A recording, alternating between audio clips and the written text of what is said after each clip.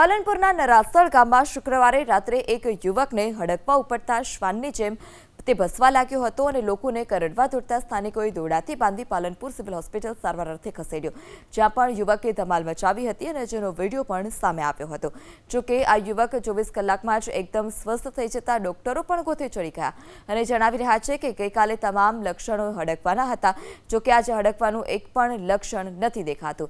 Banas medical હોસ્પિટલના doctor Sunil જોશીએ કહ્યું કે ગઈકાલે દર્દીમાં તમામ લક્ષણો હડકવાના હતા। ધમાલ મચાવ્યા બાદ દર્દી બેભાન પણ થયો હતો અને જે હવે સ્વસ્થ છે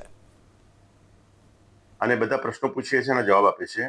એને એ પણ કીધું કે મને કૂતરું કરડેલું છે 3 મહિના પહેલા અને એના માટે મેં 6 ઇન્જેક્શન કૂતરાના હડકવાના જે છે એ પાલનપુર સિવિલમાં લીધેલા છે અને અત્યારે એને પાણી મારી હાજરીમાં પણ પીધું। એને હાઇડ્રોફોબિયા કહેવાય છે એ દેખાતું નથી અને પેશન્ટને કોઈ પણ જાતના અત્યારે હાલ કોઈ ચિહ્નો નથી દેખાતા, પરંતુ એવું ના કહી શકાય કે આને રેબિસ એટલે કે હડકવાન નથી, પરંતુ એના માટે અમુક સ્પેશિયલ ટેસ્ટ અમારા જે તજજ્ઞો છે ડોક્ટરો એ કરાવશે, પછી જ આપણે નક્કી કરીશું કે આને ખરેખર છે કે નહીં કોઈ પ્રોબ્લેમ।